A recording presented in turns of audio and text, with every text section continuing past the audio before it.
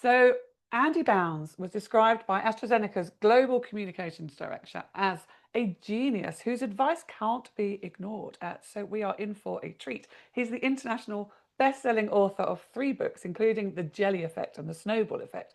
He was named Britain's Sales Trainer of the Year and has trained teams in over 40 countries, from blue chips like Barclays and John Lewis to governments. His wonderful clarity stems from the fact that his mother is blind, and this has given him a lifetime's experience of communicating from someone else's point of view, which is a critical skill to master when persuading others. So, welcome, Andy. Thank you for coming. You're very welcome, Nicola. Nice to be here. Good to see you. Okay, right, let's dive straight in. And I hope it's okay to ask, but tell me a bit more about how your upbringing actually prepared you to become Britain's Sales Trainer of the Year. At the time, I wasn't aware it was doing. I think the best way to describe it is with just a very simple little story. When I was a child, I'd sometimes see someone describe something to my mum, who you just mentioned is blind.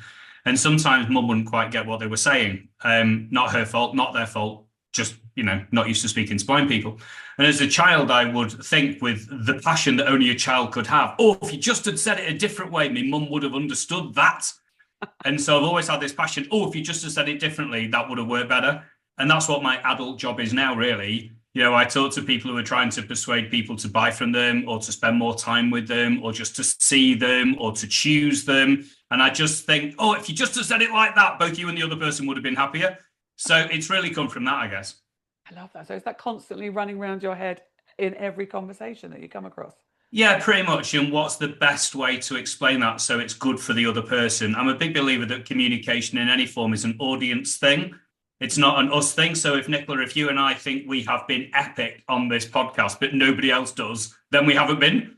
If you think you've delivered a wonderful presentation, but your audience is bored, then it was boring. And so it's all to do with the audience. And so I have had passion, hopefully a few skills, but definitely the passion for trying to help other people understand and buy into what my customers are saying. I love that. It's all about them. And you've written 3 best-selling books, and the first one I read a while ago, but something really stuck with me.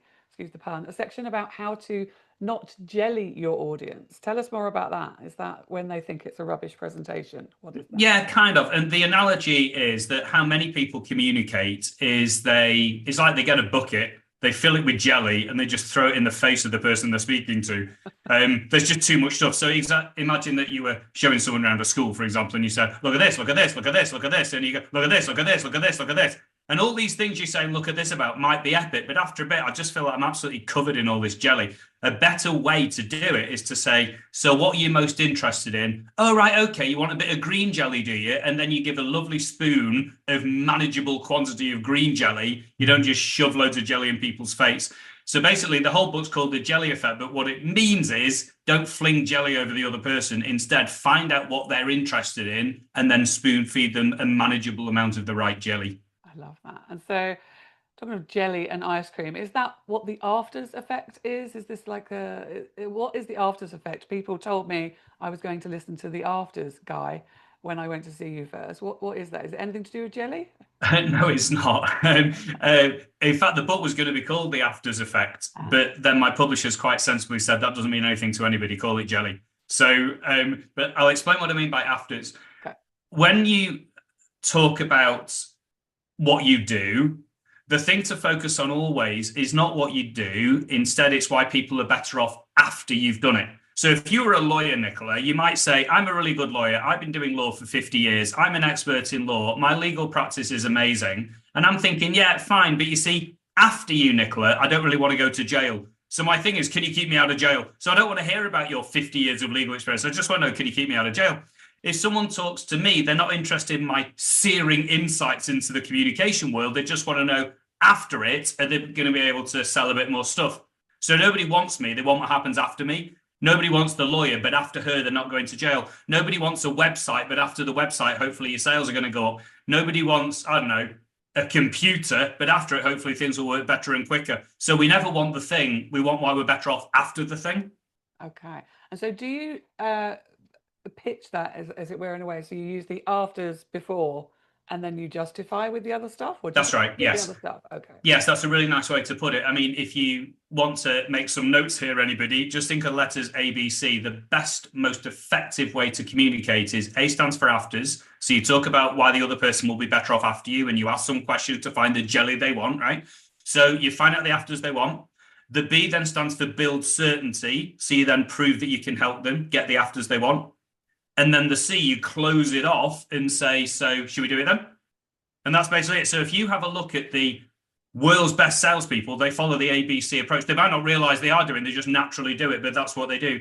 If you look at a massive multi-billion pound infrastructure project, that will have been sold using ABC. They will have found what the outcomes were, and then they will have built a case to prove they could do it, and then they will have closed it by saying, should we do it? And if you look at a florist selling a bunch of flowers, it's the same thing. Oh, you want some flowers? Special occasion, is it? Oh, you're proposing tonight, are you? So they don't want the flowers. What they want is their partner to say yes, but they propose. So then you build certainty. Well, these are the flowers that normally get a yes. Do you want to buy it then? And so they're not buying flowers. They're hopefully getting their partner to say yes. And I love this idea of anytime you try and communicate, if you focus on find the afters, build your case, build certainty they'll get them, and then close it off, that's the best way to do it. I love that. And it's all about that curiosity then, I guess, at the start of the process. So, for example, people going on a school tour, the family going on a school tour, it's finding out more about what they like and don't like and what they're worried about and making sure, is that right? What the Absolutely. outcomes that Yeah. they want and what might Yeah, stop them getting there. absolutely. Yeah. And if you were showing someone around your school, I mean, we've been around schools when we were taking child 4 recently, and we should give our children names, I do realize, Nicola. But anyway, so child 4, we were taking him around to school, and they were really good because they were saying, what do you want out of a school? I mean, obviously it's good education, but what else are you looking for? So using our afters language, Nicola, they were saying, why do you want your son to be better off after coming here? And we said we want him to hang with nice mates. We want him to have lots of variety. We want him to do sport. He's really good at sports. We want to be able to express himself in that way. And we want to feel that he's contributing. We want, and all this stuff. And they said, oh, yeah, we can do that because. And it was really interesting. At the end, I thought, oh, my word, I've just been ABC'd by this school. Using And my I own love that script idea. Like, language. obviously, you want the education to be good. But other than that, what else do you want to achieve from your schooling? That gives the afters, and then you can talk about that. Did he find a right place or child 4? Boy or Yes. girl? Right, Yes. good. And he's Good. lovely and he's beautiful and he absolutely thrived in that school. Oh. And it was great. Fantastic. Glad to hear it. So, when you help companies, you obviously help them with afters. You help them help Yeah. people reach their afters. Do you have a favorite one? I know it's always satisfying because you get to close and you get to help them close. Is there a favorite afters that you've helped a client achieve? Yes, there is. So I'll give you as much information as I can about it. So I did some work with a pharmaceutical company and they were selling, to put it very simply, a drug that can help a particular type of cancer in children. Wow. And they were struggling with their messaging to get it across because the people who were doing the messaging are very, very clever, with respect, nerds who created this thing, but they weren't able to position it in a very powerful way. And so I worked with them, and they're a group of people who they think sales is almost a dirty word. They don't like selling. They don't want to shove this wonderful drug down people's throats and go, yeah, but you're going to have to say something, otherwise these children aren't going to get better. So what we did is we had to work on the messaging, but work on their confidence and work on that it was okay to do all this. So anyway, blah, blah, blah. Long story short, that work has literally saved the lives of children. So I thought that was quite beautiful. That is quite beautiful. Did they get it in the end? Absolutely. Was there one particular shift that they had to kind of get? Was it putting the emphasis on the afters? Was it putting the emphasis on the other people they're helping? What was it that made it click, do you think? There was a few things, but I remember one exercise I did with them early on. I said, what do you think is the best message to give about this drug? So, I mean, it could have been a school. What's the best message about your school? But I said, what's the best message about this drug? And what they did is they came up with their idea. And I said, write it down. Don't show your neighbor, like school, like cover your work. Don't let your neighbor see. So they all wrote their individual thing. And I went around the room and I said, right, what did you say? What did you say? What did you say? And at the end of it, I said, now this is very interesting. I've just heard from 18 of the senior people in this organization, and not one of you said the word patience. I said, you've talked about advocacy and efficacy and long words that I don't really understand, but not one of you have talked about patience and quality of life and extending life and all this sort of stuff. And they said, well, it goes without saying. I said, well, it has gone without saying. You haven't said it. And so what we then did is there was a bit of a hush in the room. And I say, now, if you in this room don't say things properly, then your colleagues outside this room won't see things properly either. So I'm going to do it again. And this time, talk about it with your neighbour first, and we're going to go around the room. And then when we went around the room and I said, now, how do you feel about that? And you could feel the sense of, it was almost like joy and relief, you know, both a happy thing, joy, and a sad thing, relief. It was like, oh, we'll be all right now.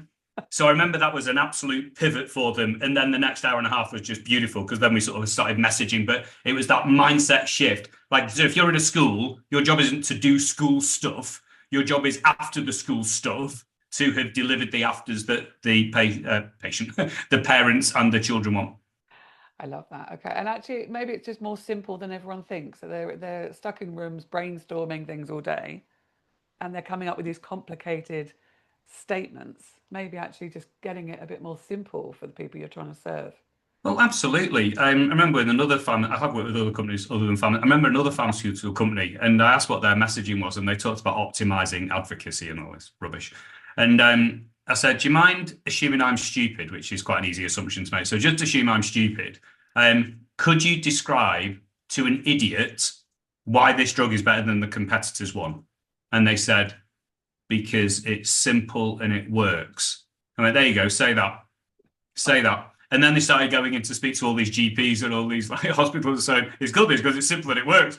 And so people would say, we've already got something, and go, yeah, but is it simple? No, it's not, because you have to do 4 injections a week with the current thing. With ours, it's just 1 tablet once every 4 days. So, you know, and actually the thing that matters with medicine is not how scientifically accurate it is, it's whether the patient takes it or not. Yeah. So with ours, they'll take it. Do they with you? And so it became this really empowering way to do it. So yeah, it's often simplifying. It's often using small words. One of the nicest bits of feedback I ever had, Nicola, was when someone said to me, when I hear you speak, Andy, I'm never quite sure if you're a genius or a simpleton. I thought, well, I know the answer to that. So it's nice you have some doubts. Just keep that quiet then. Yeah, absolutely. I'm telling him. Love it.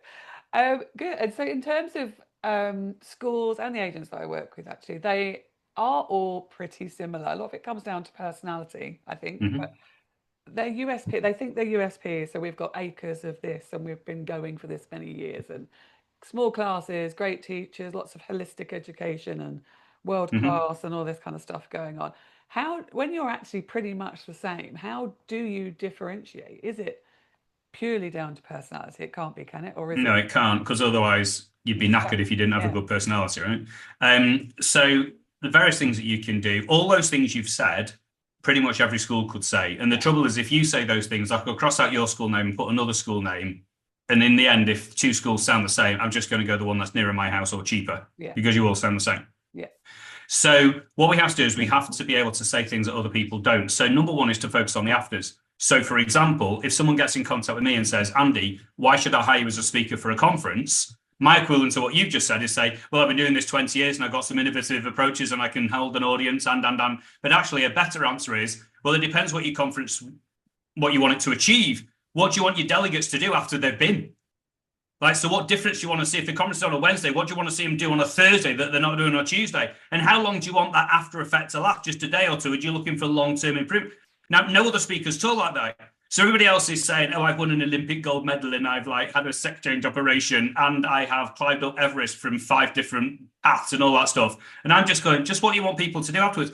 So that will instantly differentiate you, because all these wonderful speakers have got all these wonderful stories, but clients don't care. They want why they're better off after you. So firstly, find out the afters of the people. So I know you're interested in education, but other than that, what's important for you? That's the first thing.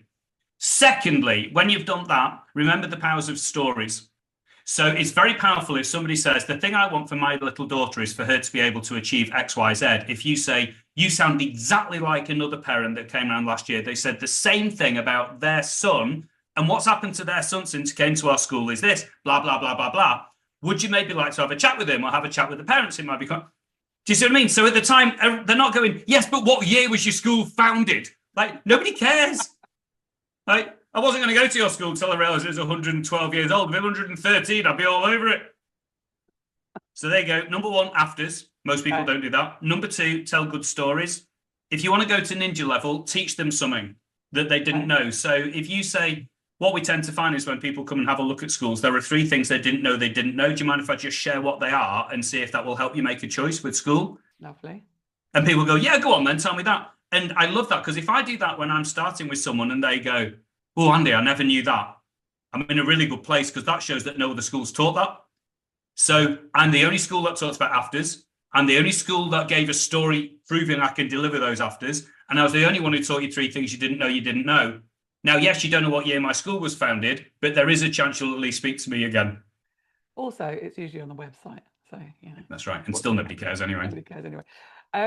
Thank you. And the problem with our industry, everyone's juggling a million roles. They're time poor. They're not often, apart from the educators themselves, they're not specialists in marketing or sales or admissions. Some of them are, but what they never have is time. So if there was one habit that they could change that would make an impact on their numbers, and would convert more inquiries, would that be telling stories? Would it be the afters? Would it be some sort of habit? Or it would be, I mean, habits are the thing that drives long-term success, right? So we all know it's not very interesting. There's people think it's all motivation and drive and delay. It's not. It's just the habits you're in. So we all know people who want to lose weight, but they can't because they always have a pizza every Friday. And you go, well, don't eat pizza on Friday, you idiot. And they go, but it's a Friday, you idiot, because it's just like habit. It's just, that's the way we are. So they'll have to change their habits in some way. So ABC is one thing they can do, definitely ABC. Okay. And the other thing I would suggest they do, and this, again, I don't mean to sound boring, but it's really important, is what I call script and practice. So when you're having these conversations, there are certain things that you've got to get right, like your opening sentence has got, because that's your first impression. So it is worth getting yourself a cup of tea. I mean, this is what I call the 1 cup of tea exercise. You get yourself a cup of tea and a piece of paper and a pen, and you just think, what could my opening sentence be that they would go, all right, that's quite cool. Another thing that's important with scripts and practice is at some point someone might say, it's more expensive than we thought it would be, or we can't afford it because of the VAT or whatever. There's only so many times you can be surprised when a parent says, I haven't got the money. So what you have to do is you have to script and practice. So I get this sometimes. People say, Andy, we want to work with you, but we just can't afford it. And if I went, oh, that's a shame, I'd never have any work ever. So it's almost like you think, ABC, that's the flow of it. But what must I get right? And then just spend a bit of time, cup of tea, script and practice. So script your opening sentence. Script the questions you'll ask to find the afters. Maybe script the story that you tell. So that story I told you about my mum, I don't mean to burst your bubble, Nicola, but I have told that story before because it's important. And I want to, out of respect for you and people listening to us, I want to make sure I tell it properly. And I don't want to misquote my mum or say the wrong thing. So it's really important I get that right. And it was interesting, actually. So you're at me having a rant, by the way. Is this useful? Right, I'm having a final. I don't know if this is passion or ranty.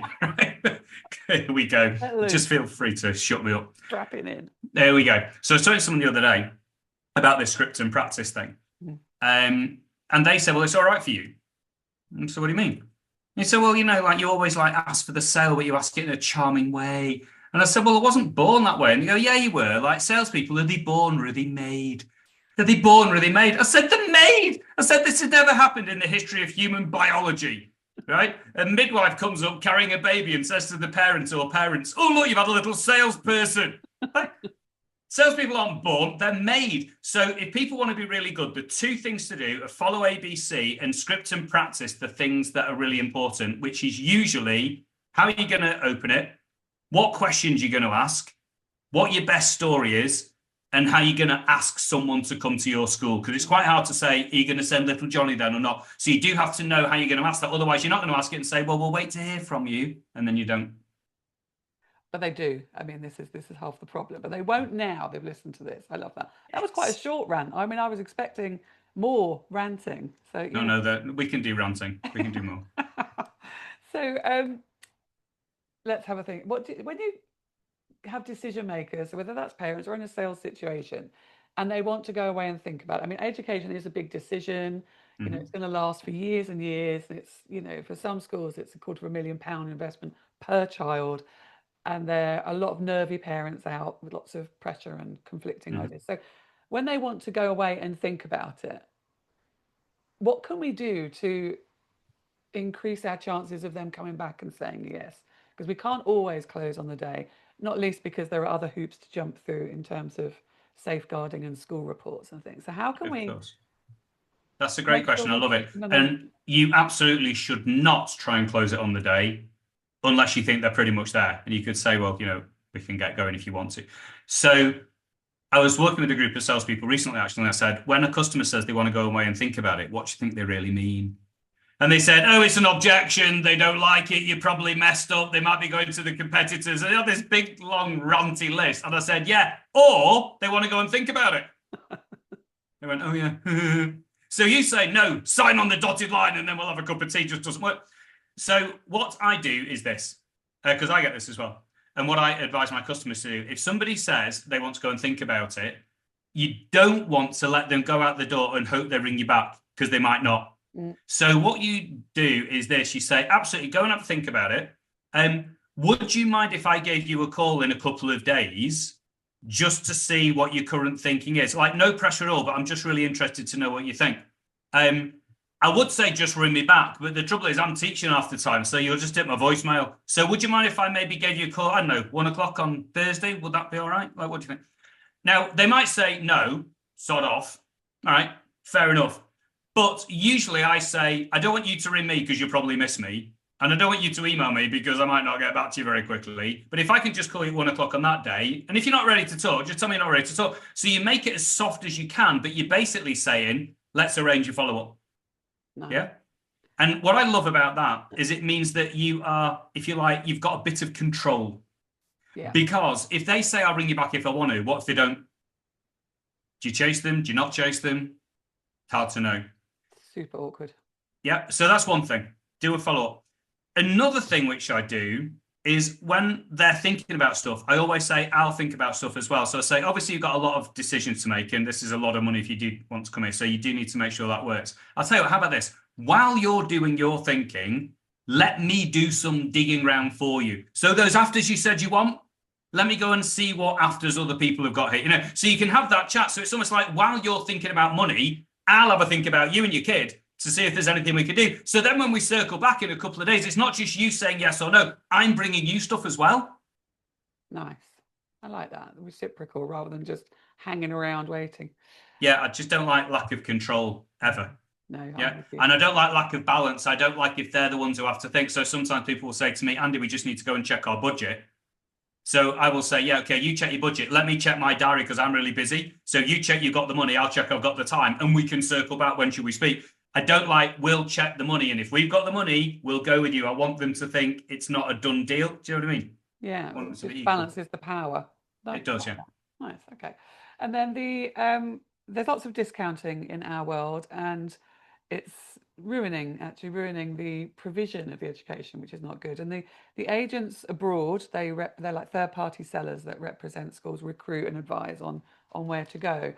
They are often discounting, and we need to kind of train them to not discount and to sell on value a bit more. But when they're being pressed or don't have time, and they could send to any school that gives them the lowest price, how can we get them to sell our programs or our school on value? Because it's not their afters, it's someone else's afters that they're trying to tap into. How does that work with that little jump? Yeah. So would these people get paid some sort of finder's fee commission thing? And is it a percentage of the school fees or is it a flat thing? Usually a percentage. So it's in their interest for a higher fee for them, right? Because if they discount, then they get a low. Is that right? Yeah, but it'd only be a couple of £100 or something between it quite often. Right. Okay, fine. So, I mean, there's various things that you can do with that. One of them is to say that we really try and steer clear of discounting. We find that most people are interested in making sure the place is right for their child. So if somebody says they want a discount, might I suggest you say this to them in response? And you, if you like, you give the third party lines to say. Yeah. So, for example, some of my customers work in the insurance thing or the financial services thing, sector, not thing. So they work in insurance and a lot of their sales are made through advisors and through brokers. So middlemen, if you like. And these middlemen, it's very easy to say, I can get you 5% off your pension or 5% off your money. And so we find this works really well when you've got a middleman and say, you must not sell based on price, because there's always someone who can undercut. Yeah. and the amount of grief you'll get if you do something which has been undercut so much that it's not even viable anymore. So it's always a case of, this is spoon feeding. This is the line to say when somebody says, can you give me a discount? Yeah. If you want to give a discount, then use the phrase yes if. So if somebody says, can we have a discount, and you can't see a way out of getting the discount, you say, yes, you can have a discount if, and then you put condition in. Okay. In other words, I'm not just giving you a discount for the sake of it. And there's many reasons that you do that. One of them is, as the old saying goes, if you discount your price, you discount your brand. But also, if you have a discount without any effort at all, it sounds like you were taking the mickey when you said the original price. Right. I remember trying to go in a taxi a bit ago, and I was really skint after I got divorced, and I was trying to go and see child 1 and 2, as it was then. And the train was cancelled. I had to get a taxi. I just didn't have the money for the taxi in those days. And so I said to this taxi driver, what's the cheapest price you'll give me, flat fee, to get to Ormskirk? And he said, 25 quid. And to be honest, I'm doing it at a loss for 25 quid. I can't do 20. I can't really afford it, but 25 quid. And I said, I just don't have 25 quid. He goes, all right, 20. And I just thought, you were taking the mickey when you said 25. And you can give that vibe, can't you, about your school? This cutting edge school with wonderful, it is the best thing in the world. All right, then 20. It just doesn't feel right. It's not congruent. Ah, good point. Okay, I love that. But I love also the feeding your representatives what to say in the face of that before it even gets to that bit of the conversation. Perfect. Yeah, and that takes a bit, when I said script and practice, that might be 2 cups of tea, that one. You might have to think for a while about what the script is. But again, when someone says to me, Andy, that sounds quite expensive, I've got my thing lined up. So, I mean, I'll tell you now if anyone wants to listen to. So if somebody says that's quite expensive, I say, oh, I don't see it like that. Let me explain why. All right. So again, I'm keeping control. When they say that sounds expensive, they have the power. So when I say, oh, I don't see it like that, that just takes the power away from them. I don't see it like that. Or that's not what my other customers have said. So I start off like that. And then I say, let me just remind you what I think you're getting for your money. I think you're getting bam, bam, bam, bam, bam, bam, bam, bam, bam. And my price compared to that is this.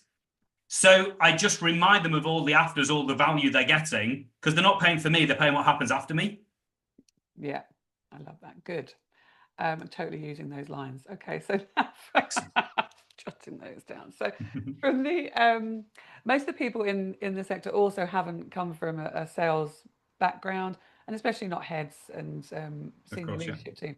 So what should they be measuring that's quite simple? So I go in and there'll be a CRM if we're lucky, otherwise lots of spreadsheets, and they're not sure what metrics to be looking at. If you could design for a school, let's say, for a head at a school, what basics should they be looking at every week, let's say, if not every day, on a simple dashboard? From a sales point of view, what should they be looking at? Right, so minimum 3 things. Okay. Yeah, as a minimum. You can go more if you want, but minimum. Number 1, how many meetings are we having with potential customers, for want of a better word? Yeah, so how many are we having? Are we showing 20 people around a week? Are we showing 2 people around a week? So number 1, how many people, potentials, are we seeing? That's the first thing. Yeah. Second thing is, using a horrible sales word, what's our conversion rate? In other words, of all the people we show around, how many buy? Yeah. And the third thing is, how good are we at turning 1 sale into 2? Now, what I mean by that is, when you get someone who says they're going to come with you, often they'll be well connected. They might know other parents who might want to bring people as well. So how good are we at seeing when someone's going to send little Johnny, at seeing if little Johnny's got any friends who might want to come along as well? So what normal salespeople do is they call that, number 1, opportunities, number 2, conversion rates, number 3, upsales. That's like salesperson's word for that. But can you see that if you were to double all those, if you saw twice as many people showing them around your school, and your conversion rate went up twice to what it is now, and the number of people who couldn't recommend you to their mates, that went up by twice, you'd be going up by 2 times 2 times 2. Your sales will go up literally 8 times, 2 times 2 times 2. Yeah. But what often people do is they don't think about the 3. And even if you don't think about the last one, because that sounds a bit involved, even if you get, people often think of only one of the first 2. We need to have more people coming around the school. Yeah. But it's easier, actually, to just get better at converting the ones who do come around the school. You know, just start doing ABC, a bit of script and practice. And that way, for everyone you show around, you're more likely to get people choosing you anyway. Absolutely. Absolutely. So there, if you want 2, it's number of show rounds and conversion rate. And if you want 3, add on the how good are we at turning 1 sale into 2. Interesting. I love that. Okay, great. Thank you. So we're going to have a few quick fire questions, but if you want to rant, you crack on. That's fine by me. So when you win a deal yourself or a speaking gig or whatever it is, how do you celebrate, or is it all just normal to you now? So the first thing I do is I tell my colleagues about it. So I am very blessed in my job that the company's called Landy Bounds Limited. I'm called Landy Bounds. I'm the front face of this, but I have an amazing team who work with me, and they are more, I was going to say as important, they're more important than I am with the team. So anytime we win, I always go and tell the team and say, like, we've won, well done, thanks for your help with it. So I make sure that everyone knows that we've won. It's really easy to forget to see that when someone says they're going to join the school, like, go and tell everyone about it. That's the first thing. Second thing that I do is if there's been something that customer liked, I make sure that all my team know what it was. They responded really well to X, Y, Z. We might want to remember that next time we're doing something. Yeah. I mean, if it is a win, which is a real big deal, then we'll go a bit. I mean, I've taken the team out for an escape room thing or just a bit of fun or whatever. So, but as an absolute minimum, you've got to thank your team. Yeah, you've got to thank your team. It does my head in when people don't thank the team and then wonder why the team didn't put a shift in next week.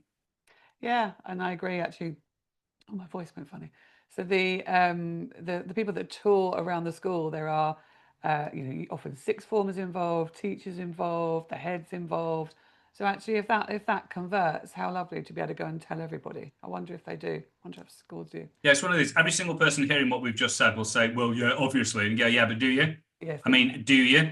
And sometimes people say, and I hate it when people say this, I wanted to, but I ran out of time. And anytime I hear someone say about time, again, this will be a rant, my apologies. Time is not about time. Time is about priority. I once read in the Wall Street Journal, anytime you say, I didn't have time, you're saying, because it's time's fault, not my fault, it's time's fault. Change that wording to, I chose not to prioritize. And I remember this, I mean, this is many years ago, that the day before I'd read that thing in the Wall Street Journal, someone came up to me, one of my kids came up to me and said, can we play football outside? I was in the middle of an email. And I said, oh, I really want to, but I just don't have time. And my kid said, okay, never mind, and just went outside. And I thought, can you imagine if I'd said to my kid, I'm sorry, I'm choosing not to prioritize you because of it. And so anytime anyone hearing this goes, well, I wanted to, but I didn't have time, I would say you did have time, but you chose to do something else. You prioritized something else. And that's fine. That might have been the right choice, but please say that it was a choice. It's nothing to do with time. That's to do with your priorities. Good. Although sometimes people have priorities thrust upon them, of course. So they're given other priorities. So I think it quite often comes from the top down.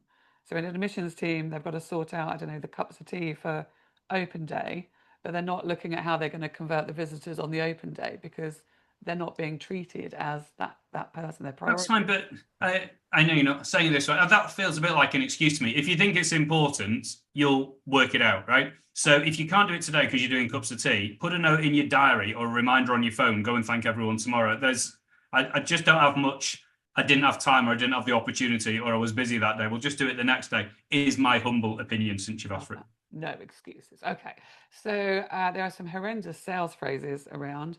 Do you have a least favorite one?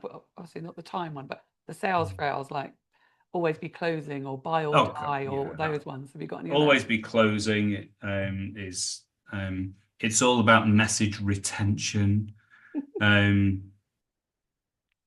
Oh yeah. Oh God, there's millions of it in there. One of the reasons I think people don't like the word sales is the verb to sell is from our point of view. I think that's why people don't like it because we feel we're doing it to other people. Yeah. So anything that gives the vibe of I'm selling, so sales like proposal, I'm proposing. I just don't like any of those words at all. So I much prefer, I don't really like the word sales in a way. I prefer the word agreement. What's going to happen is I'm going to ask you what afters you want for you and your family and your child. And I'm going to try and build certainty that you're going to get those. And then if we're both happy, then absolutely, then he or she can come to our school. So I think that's quite an agreeable, lovely thing. It's not a nasty sale that I've manipulated them into. It's just a lovely chat. I mean, the other day I went into the Apple store. I had a problem with my phone and I saw someone about the problem with my phone and they asked some really good questions and they fixed it. And I spent £40 and I was absolutely delighted. Yeah. Now you could call that a sale if you want, but it was a lovely joint chat and I got the afters that I wanted. So I don't like always be closing. That does my head in. I don't really like the word sales. Just think of it more like an agreement to help. Nice. It's just an agreement to help. Like, what are you looking for your kid other than the good education? Bing, bang, bosh. Yeah, we can do that. We've helped loads of people have that sort of thing. Do you mind if I tell you some examples? That just sounds quite nice to me. Yeah, it is nice. Great. And then there are lots of tools out there, CRMs and lots of AI, of course. If you could only keep one sales tool, so a conversion tool rather than a marketing tool, what would that be? It would be something that showed those three things I've just said. How many show rounds have we done? What was the conversion rate? Yeah. And have we asked if they've got any mates who they might want to come along as well? Now, I might put that in Excel. I might put in a Word document. I might just do, I don't know, 3 jars and put marbles in each of the jars. I don't care how you do it. So what I do is this. I always think, what are the critical things I need to measure? And it's only really those 2 or 3 things. And then I think, okay, that's going to be my CRM thing. Now, obviously, if you do jars of marbles, you wouldn't have everyone's name and address. So you may prefer an Excel spreadsheet or a fancy CRM thing. And also sometimes you see someone, they said they'll call you back in a couple of days. You arrange something, they didn't call you back. But, you want to get back in touch with them 2 or 3 weeks later just to see how they're doing. So they're the sort of things you need. I love that. Okay, and just on the follow-up. So someone comes for a tour or you have a meeting. Do you follow up immediately, within a couple of days, next week? I always diarise 3 things. Okay. Yeah. So if I see somebody on a Wednesday, the first thing I diarise is the agreed follow-up at 11 o'clock on Friday. Remember I said before, when should we have our follow-up chat? So that's the first thing I agree. The diarise, sorry. The second thing I diarise is late. So at the end of each day, I have a diary entry which says, so I say diary because I just put things in my diary, otherwise I'll forget them, right? So I have a diary entry at the end of each day which says, follow up all today's meetings. So it'll just be a very quick email that says, thanks so much for coming around the school. It was really nice to meet you. I hope we answered all the questions. If you've got anything else, reach out before if you want. Otherwise, I'll speak to you on Friday. Bye. Yeah. So first thing, they're going to get an email from me saying, thanks for coming.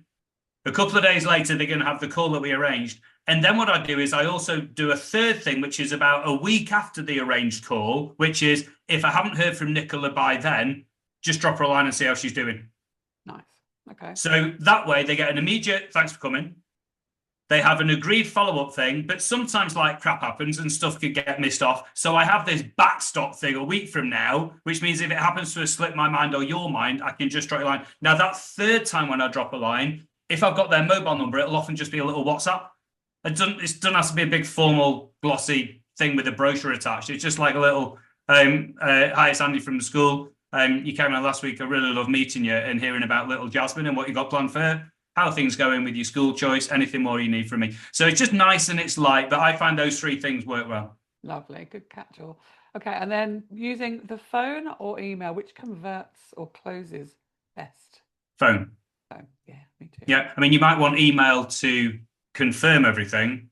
But the way I think about emails, if you want to soundbite everyone, here we go. Email should be a confirmation, not a conversation. So you're better off having a lovely phone call first, agreeing stuff, and then banging over an email saying, well, that was good, wasn't it? This is what I think we've agreed. Rather than doing a big email with like 500 bullet points and then they reply with like 20 questions and then you reply and you just get bored of playing email tennis. So you're much better off agree everything you can verbally and say, I'll now put that in writing for you. Nice. I like that. More personal as well, right? So yeah. Okay. And the next one is if you had just 1 hour to train anyone actually on sales and converting, what would you teach in that 1 hour? What I would do, I'm going to repeat myself, I'm really sorry here, is I would get a piece of A4 and put it sideways landscape. Okay. And I'd say divide that into 3 columns. And the top of the left-hand column is A for afters, the middle column is B for build certainty, and the right-hand column is C for close, so my ABC thing. Okay. And then what I do in the hour is after I explain how ABC works, I'd then go through each of the 3 columns. So for the A for the afters, we'd say, right, let's work out the best questions to ask to find the afters that somebody wants. Build certainty. What are the best stories to tell? What can we teach them? How are we going to overcome any concerns they might have? Because that's part of building certainty. It's removing uncertainty. So in the middle column, it'll be stories and teaching and removing concerns. And then the close would say, what are the best things to say at the end of the conversation to see if little Johnny's going to come to the school or not? Mm-hmm. And in an hour, can you imagine at the end of the hour, you'd have 1 piece of paper saying, I'm going to ask these questions, tell a couple of stories, remove concerns with that, and then say, what do you think? Love it. All in an hour. Okay, great. Thank you. And then for those families that have gone quiet, so they've fallen through your 3 Mhm. follow-ups somehow, how are we going to re-engage them without sounding a bit desperate? Various ways to do it, but my favorite one is to use the word new. I love So what I do is I drop someone a line and say, "Hi Nicola, not spoke to you for a few days. Hope everything's all right. Since we spoke and you talked about this after, um, I spoke to a couple of parents and I found a couple of new bits of information I think you'll find useful. Got it. I'll give you a call at 4 o'clock today just to run them past you. If 4 o'clock's no good, just tell me when's better. Bye." Lovely. So I use the word new. And then I say, "I'll call you at 4." And did you hear what I said, Nicola? I didn't say, "if that's okay." It's like I'm bloody calling. The only thing I want to hear from you is a different time if 4 o'clock's no good. And the reason you want to use the word new is this. If you think about it, all the old, the opposite of new, all the old stuff wasn't enough for them to call you back. Mm. So everything you've told them already. So if you say not heard from you, let me know. There's nothing new in there. So they didn't call yesterday. Why should they call today? There's nothing new. But if you say I've had a couple of new thoughts or spoken to a couple of parents and found a couple of new ideas or asked a couple of other schools and seen a couple of new things that other parents are asking, anything like that, that means I've got new information that you don't know about. I'll call you at 4 o'clock. Let me know a different time if 4 o'clock doesn't work. So That's the easiest way to do it. and is it a good idea then to have like a little store of new or pieces of value that you can add to Yeah, each follow-up? absolutely. Yeah. And because it will be new to them. It doesn't have to be new to you. Yeah. So I can't work out the numbers here, but let's say I speak to 10 new people a week. It'd be awful to think of 520 new things a year. But I've just got 5 or 6 that I'll bang out. That's all fine. Nice. Okay, good. And then lastly, do you have a favorite inspirational quote that you would share with us? Yes, I do. Do And it you? starts off very negatively because my Okay. inspirational quote is from a lady called Octavia Butler, who was an author. And someone asked her how come she could be so prolific. She just churned out loads of books. Right? And her inspirational quote, I think it's inspirational. Someone said, "How come you're so prolific?" And she said this: "First, forget inspiration." Okay. Which I think that's not very inspirational. Is it? She had, "First, forget inspiration. Habit is more dependable. It sustains you whether you're inspired or not." So forget inspiration. Habit is more sustainable. It inspires you whether. Oh, first, forget inspiration. Habit is more dependable. It sustains you whether you're inspired or not. So she was saying, from an author's point of view, don't just walk around a field of daffodils and expect a story to pop in your head, right? Instead, bloody get up, have a cup of tea, sit at your writing desk for an hour, even if no words come out. Have another cup of tea, go and have a wee, back to your writing desk. So just getting good habits. I found that when I write my books, I've had to set my alarm for 5 o'clock, and I get up and I write, and then I go and see the kids, and then I do work, and then. Um, and the reason I like this is, if you and I have done a good job here and people listening to this, they might well think, "Oh, it's quite inspiring. I'm sure that will be." But the trouble is, inspiration, doesn't last forever. The Mm, thing that does last forever is the habits we get in. So that's my inspirational quote. First, forget inspiration. Habits more dependable. So if you want to be permanently better at this, everyone, the thing to do is get in better habits. I love that. We've gone through a few today. That is awesome. Thank you so much. And you were brilliant. I know where to find you, but do you want to share where everyone else can find you, where you hang out, and also your books? Yeah, sure. So my name is Andy Bounds. So as in out of bounds, Bounds. So 3 best places to contact me on LinkedIn, if anyone's on LinkedIn. So I post stuff like just free advice most days. So if anyone wants more free stuff, like just go to Andy Bounds. Secondly, if you are interested in the books, just type in my name into the search thing in Amazon and the 3 books will come up. And the final thing, if anyone's got any follow-up questions, my email is just andy@andybounds.com. So if anyone has any follow-up questions, I have no interest doing this and not helping. That's too many negatives. I only want to help. So if anyone's got some follow-up questions, or they want some more example scripts to overcome objections, or they want to hear about questions I would ask, blah, blah, blah, either go on LinkedIn or drop me an email, andy@andybounds.com. That is amazingly generous of you. Thank you very much. And you will help, I know. You've really helped me, so it's a good start. So thank you so much for joining us on Selling Education. And I will be in touch again soon because I would love you to speak at my event at some point. Thank you, Andy. Take No, care. you're welcome. I've enjoyed it. Thank you.